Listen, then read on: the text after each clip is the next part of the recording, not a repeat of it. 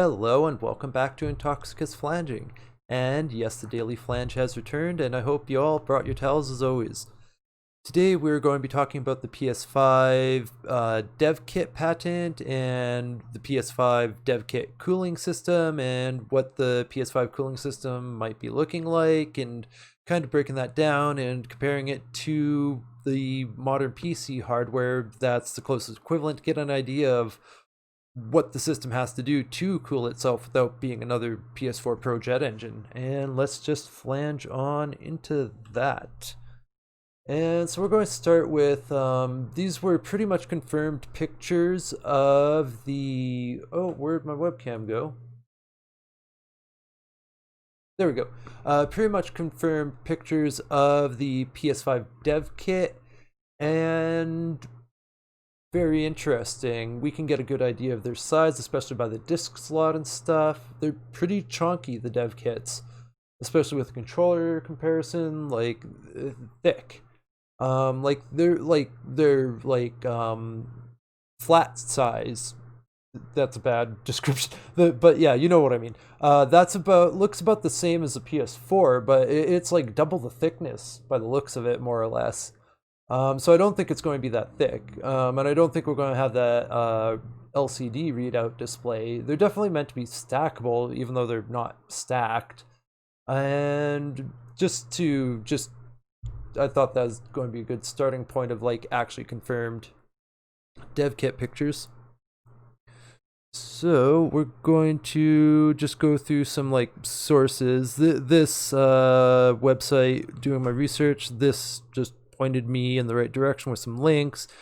Decent article, has pictures from the patent. We got an article from Let's Go Digital. They've been on top of the PS5 dev kit stuff. They did some of the renders. They got a pretty good article breaking it down, showing pictures and stuff. They're just source, just want to show it. Reddit post that was also a source. And the actual patent. We're not really going to read through it. This stuff can be kind of dense. The pictures are in the full text, but we'll look at the like actual picture section. Actually, this picture is a little bit more blown up and easier to look at. Yeah, we'll take advantage of that. So that's kind of like an exploded view of the PS5 Pro, or I keep wanting to say PS5 Pro, but the PS5 dev kit of like how it's put together and stuff. And it's very interesting. Like you can see one side's for that'd be the power supply there, and one side's for the actual like chip heatsink cooling. You can clearly see that. But what's more interesting to me is the 3 fans on each side, which even at what we were looking at, those are going to be some kind of small fans, and the smaller a fan gets, the noisier it gets.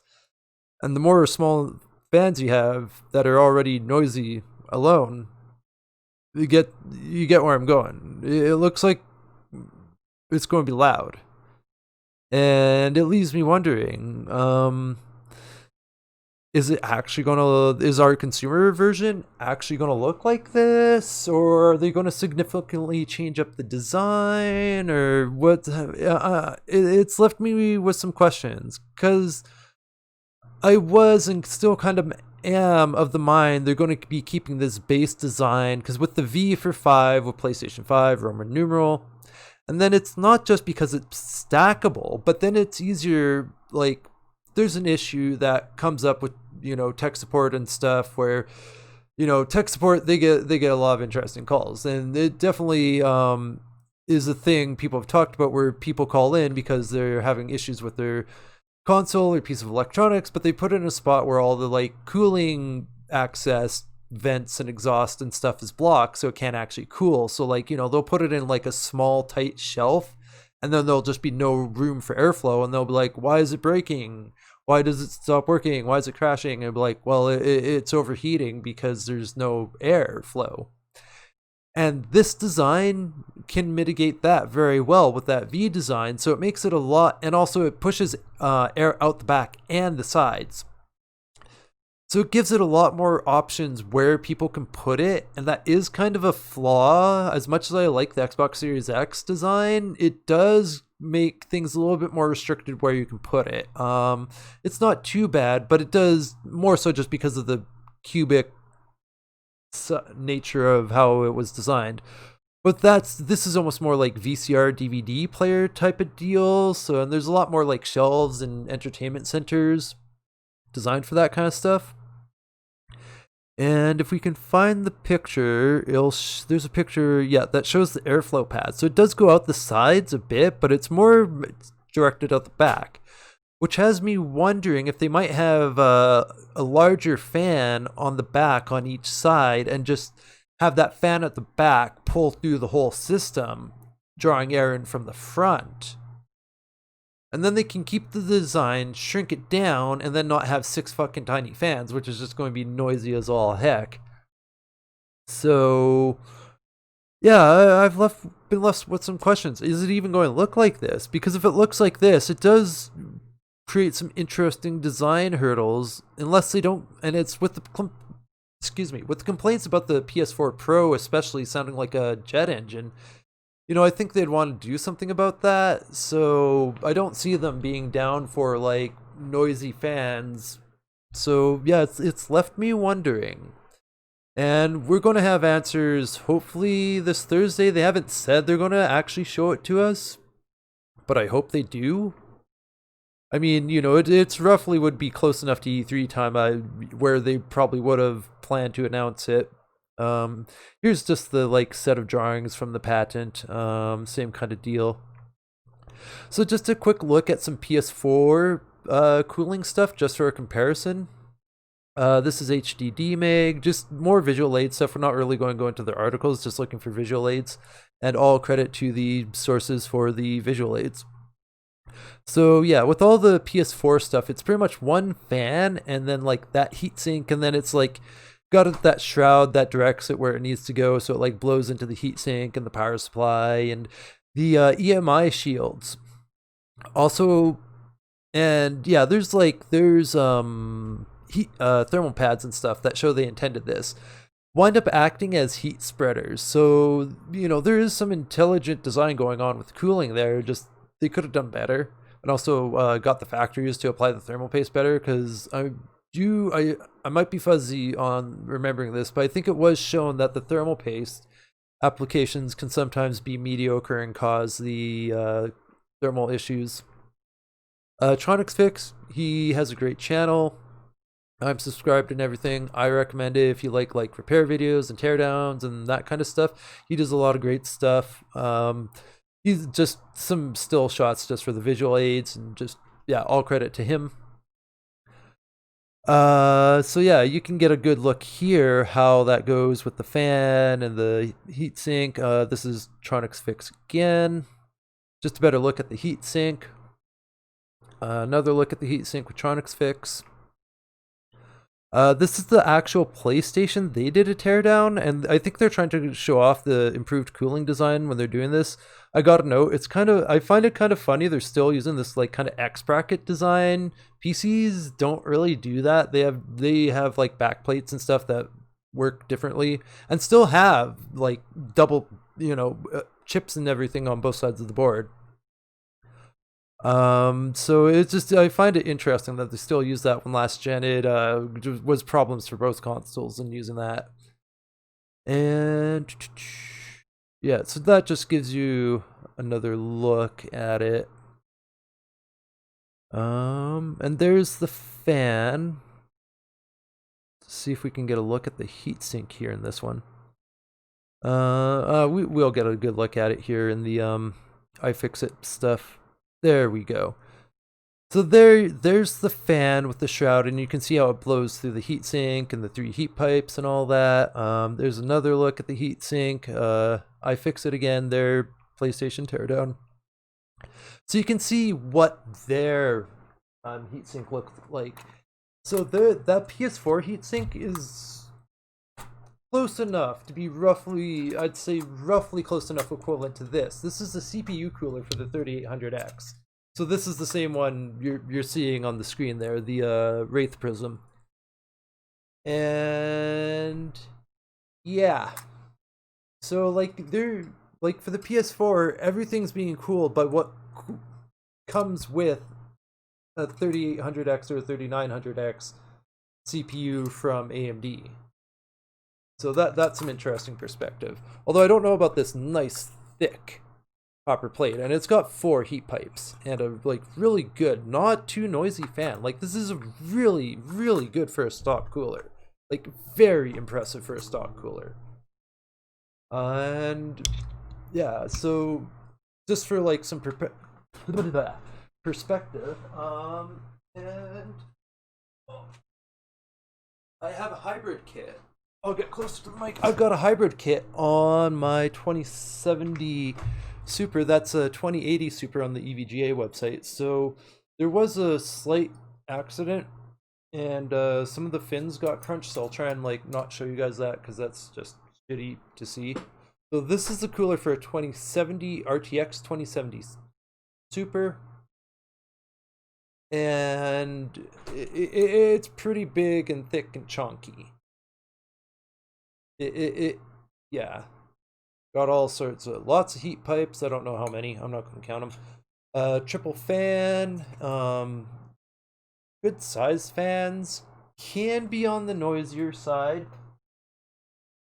And also you can see some of the 2080 RTX high-end ones, they don't go that thick. They do have less aggressive cooling that just gets hotter and isn't as overclocking friendly. And that's the thing, they throttle the performance based on thermals. So the better you cool it, the better your overclocking performance can potentially be, just because it doesn't aggressively downclock you so harshly. That's kind of why I got the hybrid kit. And it makes sense. Like they're trying to keep people from getting ridiculous with overclocking and breaking their cards, especially with EVGA, who has an amazing warranty and doesn't care if you overclock. Like they'll just replace. I shouldn't say they'll just replace your shit. Their warranty is amazingly generous, and yeah, I just had good experiences with EVGA. There's a reason I choose them whenever I can. And I just like their shit. That's just me having good experiences. So they do have 2 and 3 fan designs. And yeah, anyways, you get some perspective, and that's for just a GPU that's at more teraflops than, so it's like 13.45 I think for a 2080 Ti. I can't remember exactly offhand. I think 13.45 for, that's the number that pops into my head. The teraflops on the PS5 is actually closer to the 2070 RTX actually. And the Xbox Series X is actually, just in raw teraflops, is closer to the 2080 and 2080 Ti. But these teraflops are not equivalent. It's kind of like TDP in computer CPUs. Like, it's not that useful of a metric. So teraflops only mean so much. And then for further perspective, here's a good view of the Xbox Series X cooling design from the Xbox blog on the Series X, and they're emulating the Corsair one. They've got the like one fan pulling through the top, one big chunky heatsink on the chip side, and then that's more the power supply side. So same kind of idea where they're kind of splitting the cooling between power supply and the actual chip. And the thing is with the consoles, they kind of do the CPU and the GPU all in one on one chip, kinda. That's not really quite an accurate way to describe it, but good enough for now. We don't have the time to really break that down here. Anyway, so you can see like what kind of, you know, that's some chunky, beefy heatsink flanging they got going on there. Like on that side, I imagine they'd have another heatsink that's just smaller that we're just not seeing, I think. I don't know. Anyway, oh, what's it doing? Just go and press that cough button. There we go. So yeah, and you know, they are pushing more teraflops, etc., etc. But and yeah, here's the Corsair one, just for like the full perspective. So the Corsair one, where the Xbox Series X is based on their design off of, same idea. They got one fan pulling through the top, but these are PC components in the case, so they're bringing air in through the sides instead of through the bottom. So they can bring the air in through the radiators because they're actually all-in-one liquid coolers in the PC, and then also get air going through the power supply there. And that, it's the same idea. They're bringing the air in and using convection and the idea that hot air rises to help with the efficiency of the cooling and airflow. And that's the thing with the Xbox Series X. It's a proven effective design, and they're just they're doing a different take on it. So there's a good visual aid. And again, this is the Corsair website directly. So yeah, they're bringing it all in through the sides and up through the top with the Corsair One. But with the Series X, they're just bringing it all, sucking it through the bottom and bringing it out through the top. And yeah, so yeah, it totally leaves me wondering. Oh, okay, that didn't do. Okay, hotkey. There we go, hotkey magic. Except webcam glitchy. Okay, I'm back. Yeah, so it leaves me wondering, with the PS5 cooling design, are we actually going to see something that does look like the dev kit, or do they have something different planned? And I did originally think, and up until I really started looking into it, that they were going to use the PS5 dev kit design, but once I really put some more thought into it and really started comparing it to PC cooling and thinking about noisy fans, it's like, well, how are they going to make that work? And the best way I can think is, if they keep that same fundamental design, they'll move the fans to the back and just have the fans pulling air through the whole system with the fans in the back, and that probably could work quite effectively. And just, again, it comes to noise, and I'm just not sure with what we're looking at with the dev kit how they're going to mitigate noise. With the dev kit, they're not going to prioritize noise as much. They're going to prioritize the devs being able to do their job as well as they can. And because the dev kits, they do a lot more than just play the game. There's extra considerations because of all that extra that the dev kit has to do. And yeah, it really leaves me wondering, and I wouldn't be surprised if we wind up actually seeing something very different than the dev kit, just because of the necessity of the cooling design and hopefully not wanting it to be another PS4 Pro jet engine. So yeah, I mean, we'll find out for sure Thursday. Today's Monday the 8th, so closer to 2 days by the time the video comes out. Well, I upload this.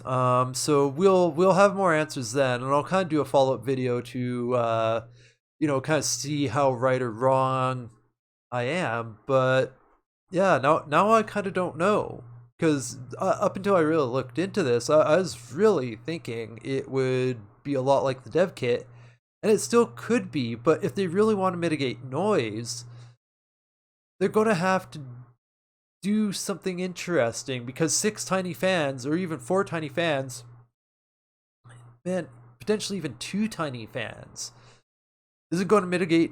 It's going to be noisy. And yeah, we'll just have to wait and see for Thursday. And yeah, it's time to wrap it up. Yeah, we're just getting back into this. I'm not going to like shill anything extra out for myself. We're just gonna wrap this up. Yeah, anyways, daily flange is back. We'll be doing this daily and just having like extra things with like the extra flange and the quick flange and the tech flange. And I've got a tech flange in the wing. I got to finish editing and stuff. That's replacing the Nintendo Switch version 1 battery. I mean, it applies for all version 1 and version 2 regular Nintendo Switches.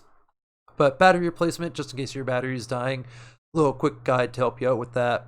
And I should be able to flange that up by the end of the week, I think, if I don't get distracted too much with the rebranding and reflanging and all that. Anyways, thanks for watching. Have a good one. And as always, please remember to bring a towel.